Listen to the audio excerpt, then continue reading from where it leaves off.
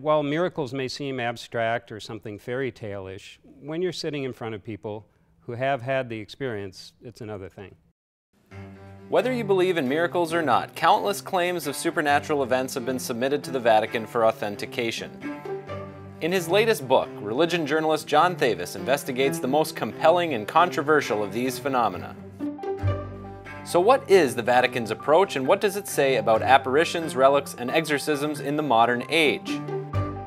The rational meets the miraculous in the Vatican Prophecies, and we're exploring it today on Subject Matters.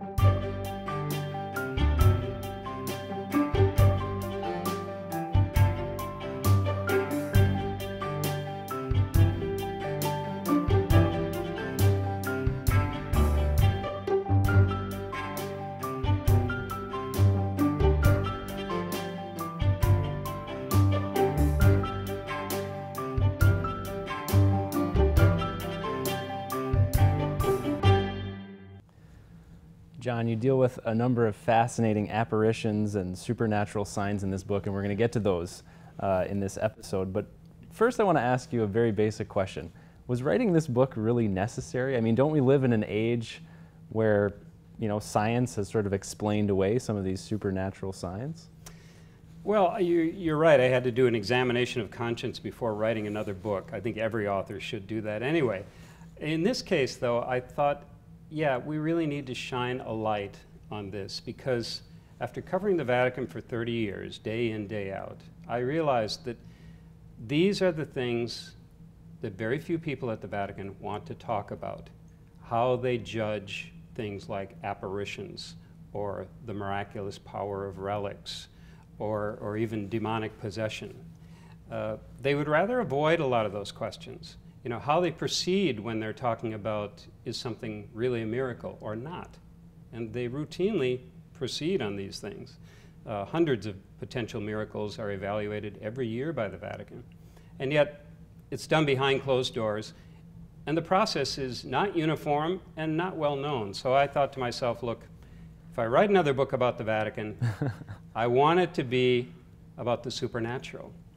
Because it also goes back to what I see as a tension in the Catholic Church from the very beginning. I mean, you recall in the Gospel when the Pharisees came to Jesus and said, okay, if you're really the Son of God, give us a sign. Right. We want to see a miracle. And Jesus sent them away and said, forget it. You know, it's an evil generation that looks for a sign. And then he went on to perform more miracles, of course. I see this tension persisting in the Catholic Church. And in our modern age, theologians at the Vatican and elsewhere will tell you we are the church of reason. You know, we are not in conflict with science, as you pointed out.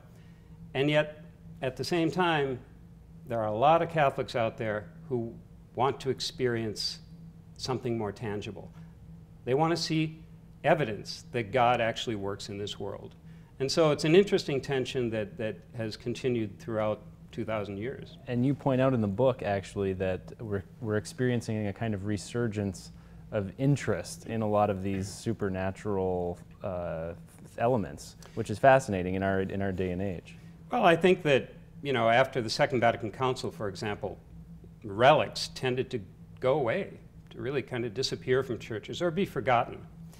There's been a resurgence in interest in relics, and not because of anything that the Vatican has actively promoted, but I'm sure you're aware there are tours going on, worldwide tours of relics of saints. Some of these bones are 500 years old.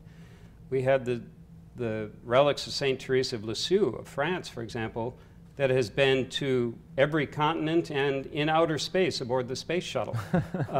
It seems incredible, but millions of people have lined up to venerate these relics. So again, it's something that never really disappeared, I think. But this idea that God is working through our world, in our world, sometimes through signs, sometimes through miracles, sometimes through tangible reminders like relics. Mm-hmm. I don't think that's ever really gone away. Probably the most famous relic or icon that you discuss in the book is the Shroud of Turin. This is a very popular item. It's something that a lot of people are interested in. There's been documentaries made on it. what do we need to know? I mean, what's the latest on the Shroud of Turin? What does the Vatican think about it? What are we to make of this? The latest on the Shroud of Turin is that scientists can't figure it out, basically. And scientists disagree about whether it's authentic or not. You know, carbon testing was done in 1988 on 3 tiny pieces of the shroud, and the dating was to the Middle Ages. And a lot of people thought that settles it. It has to be a fake. If it was made in the Middle Ages, it could not have wrapped the body of Jesus Christ. Well, in recent years, other scientists have pointed out that those samples probably came from areas of the shroud that had been repaired in later centuries, because the shroud has been through fires, it's been through a lot of things, and it's been repaired many times. What I find interesting is that the Vatican has never pronounced one way or the other on the shroud. And when you ask people at the Vatican, they don't want to talk about it. With the exception, I would say, of popes. I was on a plane to Africa with John Paul II. A few weeks after the results of the carbon testing came back in 1988. And we reporters would ask the Pope questions, and we asked him, Holy Father, what do you think about the shroud now that the carbon testing has been done? And John Paul II said, well, I think the shroud is certainly a relic. And we all went, really? That means it's authentic. A relic in shroud speak means it wrapped the body of Christ. Right. It's authentic. If you use the word icon, it means, well, it's an image that evokes the suffering of Christ. It's different. He said it was a relic. And so we said, what does that mean? Does the scientific test no good? At that point, an aide came up to the Pope and whispered something in his ear, which I imagine was something like, Holy Father, let's not get into a science versus faith debate. He turned back to us with a smile on his face and he said, the Church has never pronounced one way or the other on this. And then he added, I think it's a relic. Classic John Paul II.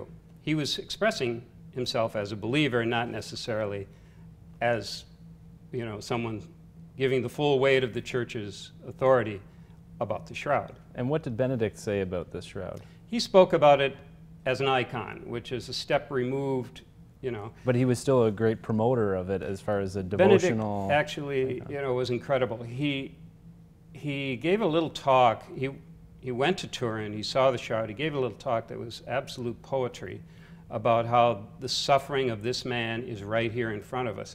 So he left no doubt to those who heard him that he too believes this wrapped the body of Christ. But again, it's interesting that popes have stopped short of saying that means the Church authenticates this. And I think the reason is that the Church doesn't want people pinning their faith on something like the shroud. Right. They don't think it should be necessary. Fascinating. Well, we have to take a quick break, but we're going to be back with more. We're going to actually look at the highly controversial Marian apparition at Medjugorje, a fascinating topic. And then later in the show, a fellow co-worker of yours, former co-worker of yours, David Gibson, is here to give his review of the Vatican Prophecies. Don't go anywhere. The Vatican Prophecies, investigating supernatural signs, apparitions, and miracles in the modern age, is published by Viking and is available for purchase at Ben McNally Books in Toronto. Also by John Thavis, the New York Times bestseller, The Vatican Diaries, a behind-the-scenes look at the power, personalities, and politics at the heart of the Catholic Church. One constant is that manifestations of the supernatural continue to simmer among the faithful, percolating up like hotspots on the global Catholic landscape. In response, the Vatican attempts to coolly examine the facts and exercise quality control, extinguishing any hint of fanaticism. John, let's talk about Medjugorje. This is a very sensitive subject, obviously. A lot of people are interested in this. A contemporary Marian apparition, and it's still developing as we speak. But tell us a little bit about Medjugorje. What do we need to know about it? Well, the simple story is that in 1981, a group of 6 children began having apparitions of Mary on a hillside above their little village, Medjugorje. In Bosnia. This is a little town in Bosnia-Herzegovina. Yeah. At the time, it was part of Yugoslavia. And the apparitions continued for several days. some of the children said, well, Mary's going to go away now, but actually Mary didn't go away. The apparitions continued. And as they continued, publicity grew, and pilgrims began arriving. Well, the apparitions went on for most of these children for many, many years, and are still going on today for 3 of the visionaries, who are now, of course, middle-aged. And pilgrims still coming to Medjugorje, which is now a very bustling pilgrimage center. Right. The tobacco farmers and grape growers have all developed hotels and tourist shops and restaurants, so Medjugorje looks nothing like it was. 35 million pilgrims have come to this town. Many of them, and I've spoken with several on various trips there, claim that they have rediscovered the faith there. They say, whatever's going on here is real. I have had a real spiritual awakening. That's the simple part of the story. The complicated part is that before all this happened, you had a situation in that part of the world where you had a conflict between the local bishop and the Franciscan friars who controlled the parish in Medjugorje and elsewhere. And the Franciscans were supposed to relinquish control of this parish, but had resisted for decades. And it was a real problem that was being treated at the Vatican. It was seen as a problem of disobedience. You also had, of course, Croatian nationalism arising. Yugoslavia was about to break up. So all this happening, and suddenly Mary appears. And by the way, one of Mary's first messages to one of the visionaries was that the bishop is wrong in his dispute with the Franciscans. That was a warning signal, not only to the bishop, but to the Vatican. Right. So ever since then, there's been a great deal of caution about, okay, is Mary actually appearing? What is the content of these messages? And what do we at the Vatican do about it? Because in the meantime, pilgrims are voting with their feet. As I say, 35 million people over these past few decades. I can imagine that there's a huge amount of pressure on the Vatican to actually make some kind of statement about Medjugorje to this point, but there was an investigation that was started under Pope Benedict XVI. Tell me a little bit about that and how the Vatican was approaching this question about whether or not this is authentic. Well, the Vatican's approach traditionally has been leave it alone, maybe it'll go away. If not, we'll at least have time to sift through the facts. This is the way they've always approached Marian apparitions, and in some cases, many cases, they have gone away. They're local events that were forgotten or are remembered by a few people. But in this case, you know, it just hit that sweet spot of the internet, the global pilgrimage movement, and the idea of 6 children receiving messages that were in some ways apocalyptic. Yeah, there was great global interest. And the Vatican, before it could launch an investigation, was kind of behind the game here. It was only in 2010 that Pope Benedict said, look, I don't want ambiguity on this. I'm convening a commission to determine what's really going on. Is it worthy of belief? And the commission members, not surprisingly, disagreed among themselves because they came from, you know, all sorts, this full spectrum of opinion about Medjugorje. Right. And nevertheless, they did their duty. They handed in their homework 4 years later, just as Benedict had exited the scene and Pope Francis came in. Well, here's Pope Francis, and guess what's sitting on his desk? The report on Medjugorje. He has not issued it yet. He has not published it yet. And I think there's a very good reason why. Because it is very difficult for the Catholic Church to say, you know, yes, here's the verdict on something that supposedly is still going on. Right. I mean, what if the Vatican says, this is worthy of belief, and tomorrow, as one cardinal put it to me, tomorrow Mary spouts some heresy. You know, we can't take that risk. And so we're in a holding pattern here. Right. But it exemplifies this whole idea. The Vatican's approach has been go slow, let things mature, don't rush into judgment. In the age of global communications and the internet, that may not work anymore. Now, in the book, you actually bring out some of the criteria for judging whether or not an apparition, for example, is authentic. And even though there's no cookie-cutter response, so to speak, from the Vatican, there are criteria. There are. So what is the Vatican applying? What are some of the principles that they're applying when they look at something? Well, the criteria have been circulated to bishops, mainly because the Vatican wants bishops to handle these things. Right. The Vatican has no possibility of investigating all the reported apparitions, and they would much rather they be handled on the local level. The criteria are bishops should look at the facts. I mean, if somebody's lying, then no. It's not. It's not going to be believed. Right. About the simple facts of the case. Look at the humility and the faith lives of the visionaries. I mean, if somebody's honest or dishonest, it counts. You have to look at other interests, manipulations, possible manipulations. Are there money interests involved? Are the visionaries able to be led by the church? Are they obedient? Will they take the advice of a spiritual advisor, which has for centuries been the main criteria on whether mystical experiences are real? It's whether or not you can kind of bend to an advisor that the church names. So these are all very important. And now, of course, you also have to look at what are the effects on the pilgrims who come there. Are there good fruits?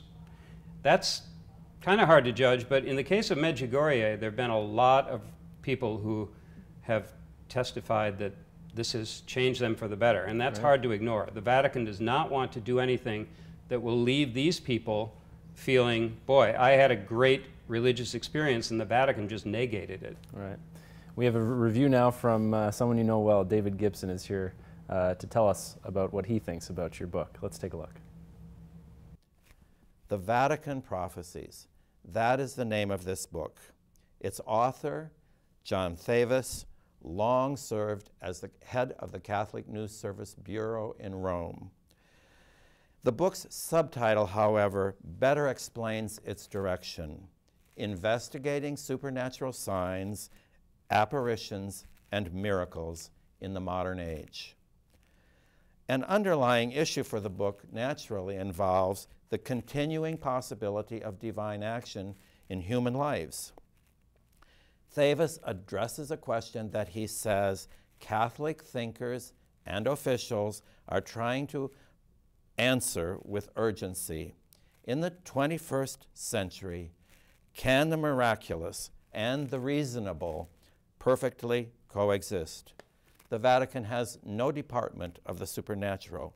Yet, Thavis writes, one constant is that manifestations of the supernatural continue to simmer among the Catholic faithful, percolating up like hot spots on the landscape.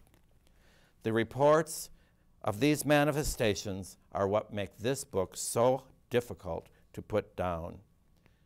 Thavis has chapters on diabolical possession and exorcisms, apparitions of Mary, relics, the role of miracles in the sainthood process, dire prophecies of the end times, and the Shroud of Turin.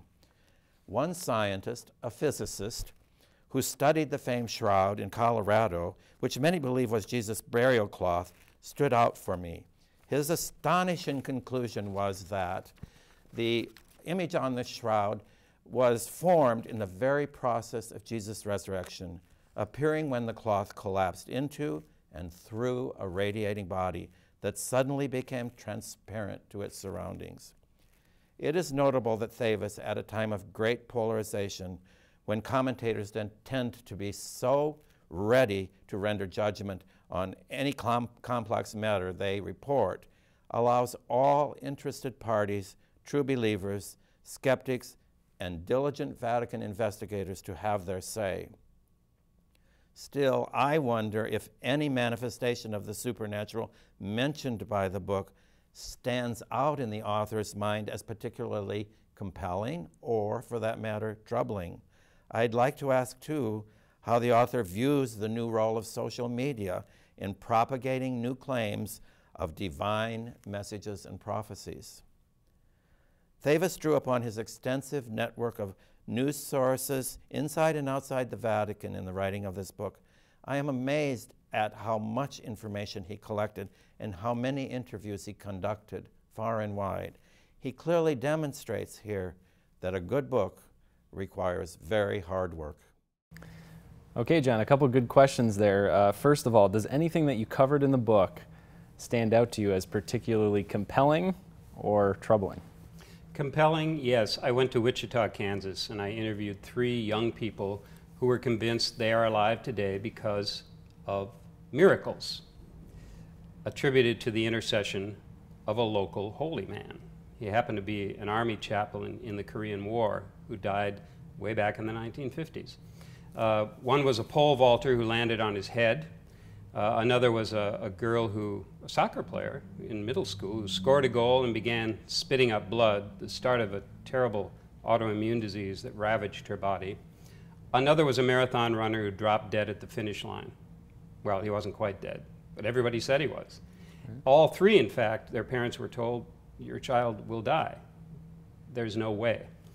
And in all 3 cases, the relatives and friends prayed to this army chaplain, Father Emil Kapan, who was from a little Czech community near Wichita.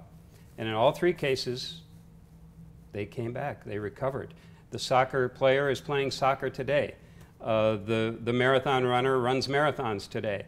The pole vaulter is not pole vaulting, thank goodness, but he leads an active life. Right. And I mention that because it's compelling, because these are real people telling you these stories. And while miracles may seem abstract or something fairy tale-ish, when you're sitting in front of people who have had the experience, it's another thing. And is the Vatican looking at these cases? The Vatican is investigating all 3. They have a choice of 3 for the sainthood cause of Father Emil Kapan. Right, fascinating. And what about the second question that David raised about the influence of technology, social communications in sort of disseminating these messages when someone has a vision or is prophesying? I love social media, but it's a huge problem. Because, seriously, as you know, social media tends to exaggerate things that can't be verified right away. And the whole problem of whether something is supernatural or not requires great discernment on the part of church authorities. It cannot be boiled down to 140 characters or a Facebook post. And unfortunately, what church authorities are finding is that before they've had a chance to even begin investigating, yeah, there are websites dedicated to these so-called supernatural events. So it's kind of the horse is already out of the barn. All right, we have to take one more break, John, but we'll be back with some concluding remarks from John Thavis, author of the Vatican Prophecies. Don't go anywhere. Even after all the recent norms and cautionary instructions from the Vatican, the most common judgment of the Church is no judgment at all.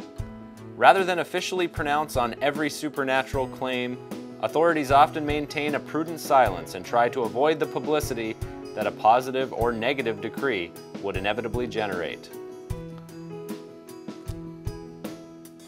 Subject Matters is filmed on location at Ben McNally Books in downtown Toronto. Opened in 2008, this beautiful and locally owned store is the perfect place to shop for books and to spend a quiet moment.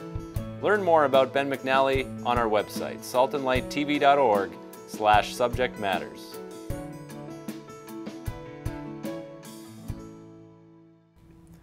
John, this book is a great piece of journalism because you've written it in an incredibly balanced way, and you've managed, I think on purpose, to keep your own kind of opinions out of it.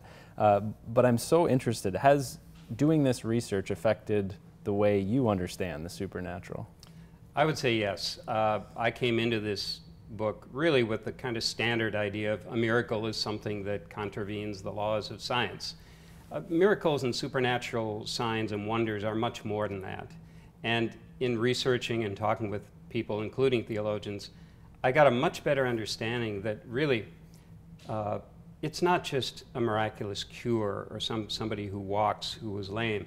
Back in the Old Testament, a miracle was something that spoke in a particular way to you. A supernatural sign was something that kind of stopped you in your tracks in a way that made you feel the presence of God. And after writing this book, I think this happens a lot more than we give credit for, really. I would say I agree with Pope Francis. I kept track of how often he speaks of miracles. It isn't all that often. And it's generally in the context of family relationships. He says that's where miracles occur. I think that's true. Acts of love, acts of kindness, acts of charity can be, in their own ways, acts of miracles, and human beings are the actors in this. By way of conclusion, I just want to get back to one of the main themes of this book, which is how the Vatican approaches these kinds of questions. Because there seems to be, whether there's, it's an apparition or a miracle or the authenticity of a relic or a prophecy, ambiguity seems to be the approach. But how would you kind of sum up the Vatican's approach to these very interesting supernatural signs? Well, the Vatican's approach is not as uniform as one might believe. This is quite true of many things at the Vatican. But there's one department dealing with relics. There's another dealing with miracles. They have a very complex procedure.